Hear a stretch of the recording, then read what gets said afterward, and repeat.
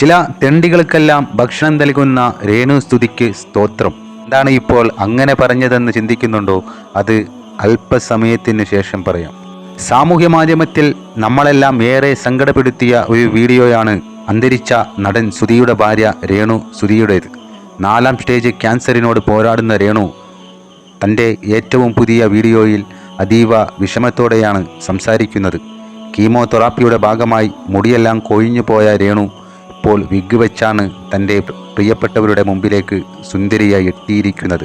Cancer ബാധിച്ച് ചികിത്സയിലിരിക്കുന്ന നമ്മുടെ പ്രിയപ്പെട്ടവരെ മാനസികമായി തളർത്താതെ അവർക്ക് സന്തോഷം നൽകുന്ന കാര്യങ്ങൾ ചെയ്യാൻ അനുവദിക്കുകയാണ് വേണ്ടതെന്ന് രേണു ഈ വീഡിയോയിൽ ഓർമ്മിപ്പിക്കുന്നു.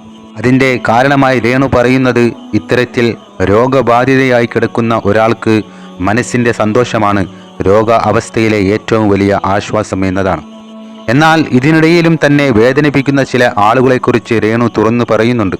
രോഗ അവസ്ഥ കാരണം തളർന്നു കിടക്കുന്ന വീഡിയോ പങ്കുവച്ചപ്പോൾ കുറ്റം പറഞ്ഞവർ പിറ്റേന്ന് എഴുന്നേറ്റിരുന്നപ്പോൾ അതിനെയും കുറ്റപ്പെടുത്തുകയാണ്. ഇവൾ എന്താണ് മരിക്കാത്തത് എന്ന് ചിന്തിക്കുന്ന, താൻ എപ്പോഴും ഒരു ഡെഡ് ബോഡി ആയിരിക്കാൻ ആഗ്രഹിക്കുന്ന അതിക്രൂരമായ മനസ്സുകൾ നമ്മുടെ ചുറ്റുമുണ്ടെന്നും രേണു പറയുന്നു. രേണു പണത്തിനു വേണ്ടിയാണ് ഇത്തരത്തിലുള്ള മാരക രോഗമായ ക്യാൻസർ അഭിനയിക്കുന്നത് എന്ന് പറയുന്നവരോട് ഹാർട്ടിലേക്ക് കണക്ട് ചെയ്തിരിക്കുന്ന ഈ പിക് ലൈൻ വെറുതെ ഒരു ഡോക്ടറും കുത്തിവെക്കില്ലെന്നും ഒരു മാരക രോഗത്തെ വെച്ച് ആരും കള്ളം പറയില്ലെന്നും രേണു വ്യക്തമാക്കി നൽകുന്നു. ഇതിനിടയിൽ വളരെ മ്ലേച്ഛകരമായ ചില കാര്യങ്ങൾ ചില യൂട്യൂബർമാർ റീച്ചിന് വേണ്ടി, ഈ റീച്ച് കൊണ്ട് അവർക്ക് ലഭിക്കുന്നത് തുച്ഛമായ കാശാണ്. ആ കാശ് കൊണ്ട് അവർ ഭക്ഷണം കഴിക്കുന്നു, പിന്നീട് അത് വിസർജിച്ച് ഒഴിവാക്കുന്നു. എടാ പന്നകളെ, നിങ്ങൾക്കൊന്നും നാണവും മാനവും തന്തയും തള്ളയും ഒന്നുമില്ലേ? കിച്ചു രേണുവെ ഗർഭിണിയാക്കി എന്ന് വരെ ചില തന്തയില്ലാത്ത യൂട്യൂബർമാർ തങ്ങളുടെ ടൈറ്റിലായി നൽകുമ്പോൾ, മറ്റുള്ള സ്ത്രീകളെക്കുറിച്ച്, മകന് തുല്യമായ ഒരു ചെറുപ്പക്കാരനെ കുറിച്ച് ഇത്തരത്തിൽ പറയാൻ നിനക്കെല്ലാം എങ്ങനെ മനസ്സ് വരുന്നടാ പന്നെ? ഒരു യൂട്യൂബ് ചാനലുണ്ടെന്ന് വിചാരിച്ച് ജനങ്ങളുടെ മുമ്പിലേക്ക് ഇത്രയും മ്ലേച്ഛകരമായ കാര്യങ്ങൾ എഴുതി വിടാൻ നീ കാണിക്കുമ്പോൾ അറിയാം നീയെല്ലാം എത്ര തന്തക്ക് ജനിച്ചതാണെന്ന്. യൂട്യൂബ് ടൈറ്റിലിൽ പലരും പലതരത്തിലുള്ള കൃത്രിമങ്ങൾ കാണിക്കാറുണ്ട്.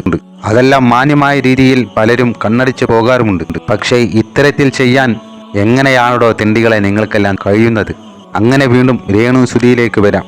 തൻ്റെ ശരീരത്തെ കാർന്നു തിന്നുന്ന ക്യാൻസറിനേക്കാൾ വിഷമുണ്ട് ചില മനുഷ്യരുടെ വാക്കുകൾക്കെന്ന് രേണു പറയുന്നു. എങ്കിലും ഒരുപാട് നല്ല മനുഷ്യരുടെ പ്രാർത്ഥനയും സ്നേഹവും കൊണ്ട് താൻ രോഗത്തെ അതിജീവിച്ച് മകൻ്റെ അമ്മയായി തിരികെ വരുമെന്ന ഉറച്ച വിശ്വാസത്തിലാണ് എന്നും അവർ പറയുന്നു.